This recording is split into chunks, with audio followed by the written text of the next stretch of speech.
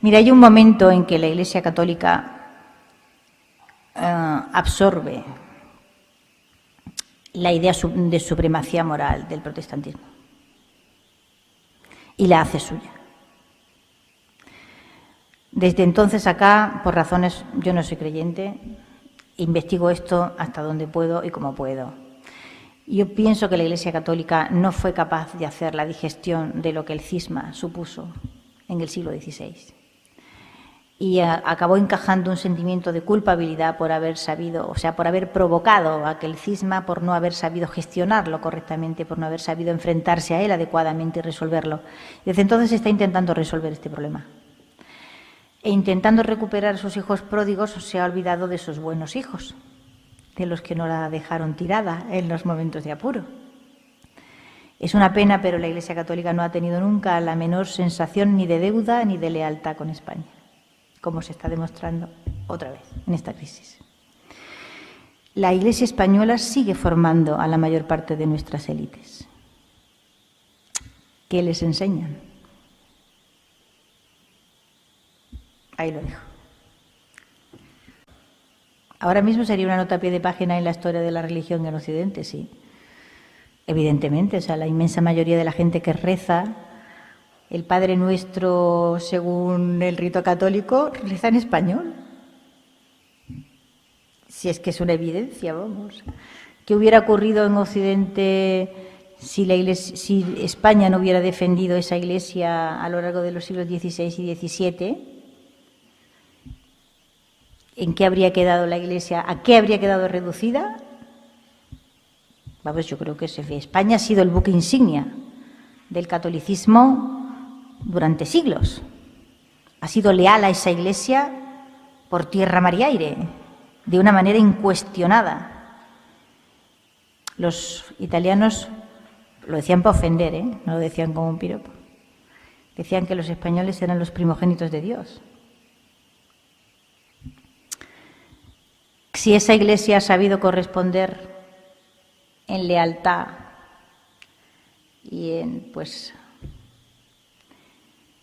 a lo que ha sucedido y está sucediendo en este país, me remito. Es una pena. Pero, desde luego, a mí me parece importantísimo decir que es que la Iglesia sigue formando a la mayor parte de las élites españolas.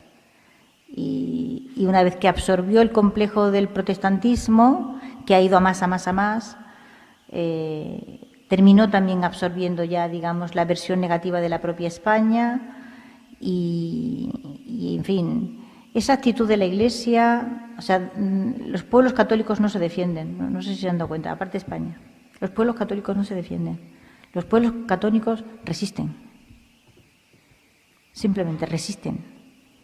Pero defenderse nunca. Lo llevan incrustado. Puesto que su Iglesia dejó de defenderse, ellos también. Es que el complejo moral es una cosa que afecta muchísimo y de una manera definitiva, ¿no? Y luego está que el personal que se hizo ateo y creyente, o sea, y agnóstico, por alguna razón que escapa a mi comprensión también, no fue nunca capaz de mirar con afecto la tradición religiosa de su país. Los ateos, o sea, yo, no sé, estoy por crear una asociación de ateos en defensa de la Iglesia. O sea, ¿qué le pasa a la Iglesia Católica? ¿Por qué hay que estar a tortas con ella constantemente, ¿no? ¿Qué ha hecho esa Iglesia que sea peor que lo que haya? O sea, ha sido pues un fenómeno de su tiempo en cada época, ¿no? No hay en ella ningún estigma, ¿entiendes? Que yo no lo veo. Y me indigna, por ejemplo, cuando veo constantemente en los periódicos los asuntos esto de la pederastia y tal, y nunca salen cuando son protestantes, ¿no? ¿Usted sabe cuánta gente vinculada a la Iglesia anglicana hay en este momento procesada por delitos de tipo sexual, pederastias y demás? Más de 3.000. Pero nunca salen en los periódicos. Interesante, ¿no? Claro, las grandes familias y luego toda esa situación de conflictividad genera un terreno fertilísimo para la demagogia, ¿entiendes? Te aparece un salvapatrias diciendo tal y ya, pues todo el mundo detrás. Si a eso le suma la Iglesia Católica, clientela, ¿entiendes? Que ha sido siempre un factor de disolución política, de conflictividad política, y por donde ha pasado, ¿entiendes?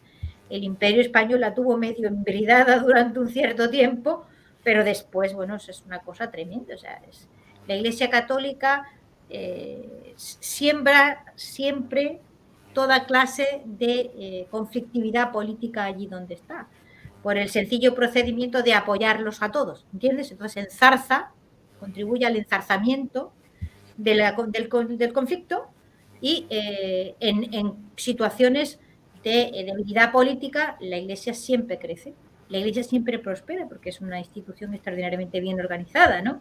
Entonces, cuando el poder político no es eficaz, ¿a dónde acudimos? A la Iglesia, ¿entiendes? Para la caridad, para la educación, para el hospital, para no sé qué, la Iglesia. Entonces, es evidente, la Iglesia ha estado siempre peleando por poder político desde su origen, ¿no? Y tiene un sistema de funcionamiento que es muy eficaz, ¿no? O sea, tú piensas en tu propio país, ¿tú crees que habríamos llegado a estos extremos de cantonalismo sin el concurso de la Iglesia Católica y los carlistas y etcétera, etcétera? Hombre, está claro el origen curil del PNV, del nacionalismo catalán, eso es impepinable. Es impepinable, entonces... No, que tienen una conexión con el carlismo evidente. Lo que pasa es que, claro, tú me estás hablando en el proceso de descomposición del imperio. Actualmente, y tú también lo has tratado en tus libros, hay una expansión evangélica protestante muy fuerte en Hispanoamérica que incluso atenta contra la propia Iglesia Católica, pero que también es disgregadora, que también es balcanizadora en algún sentido.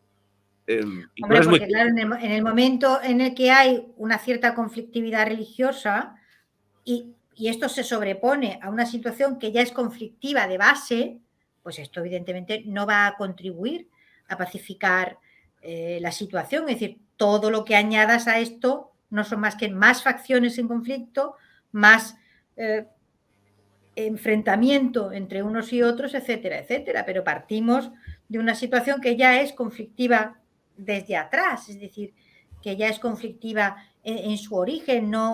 No, esto solamente pasa, y me esfuerzo por explicarlo y no creo que no lo explico bien.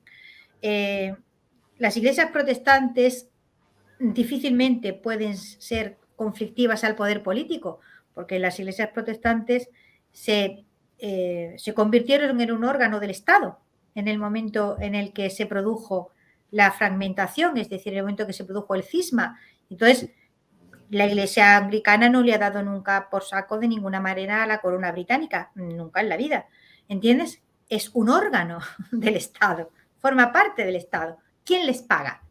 Para mí la madre del cordero de esto es siempre ¿quién le paga a usted? Y entonces está claro que al sacerdote, al cura protestante, obispo protestante, le paga el Estado. Claro, las casas en las que vive son del Estado. Entonces, no es para nada lo mismo que la Iglesia Católica, que tiene sus propiedades y que tiene su capacidad de gestión económica y que goza de unas prerrogativas, digamos, que le da el hecho de tener una antigüedad tremenda, enorme, y el haber gestionado esto a lo largo del tiempo sin mayores sobresaltos, ¿no? Y el hecho de que en un momento determinado tú coges a tu personal que está aquí en situación conflictiva y lo mandas a otro país sin problema. Ahora, si tú eres un súbdito de la corona británica y eres un pastor tal y das por saco, ¿a dónde vas? A la cárcel. A ningún lado, ¿entiendes? No vas a ninguna parte. Te echan de la iglesia y dejas de cobrar. Se ha acabado el pastel, ¿entiendes? Entonces, a partir de ese momento, claro, la iglesia sigue teniendo mecanismos y recursos que permiten muy bien que atraviese por cualquier clase de situación política conflictiva, generando beneficio para sí misma, ¿entiendes? Es una cosa de cajón, vamos, es una cosa de cajón. Frente a esto, ¿cómo se actúa? Pues en líneas generales es fatal. O sea, el anticlericalismo histérico que, ¿sabes? Que le entra a la gente, va y quema un convento, y entonces, claro, provoca una reacción al revés que termina siendo beneficiosa, o sea, que nos vamos para atrás en vez de no para adelante, en vez de tener, pues lo que se... O sea, y todo esto, ¿por qué lo digo? Porque los franceses nos han faltado verdaderos y buenos afrancesados. Los franceses han conseguido a lo largo del tiempo convertir esta situación en una ventaja. Y no hay que estudiar ni siquiera mucho, simplemente hay que ver cómo ha sido la política religiosa que se ha seguido en Francia de los tiempos de Luis XIV, y entonces uno descubre que hay que hacer 3 o 4 cosillas, tampoco son tantas, ¿vale? 3 o 4 cosillas y nada más.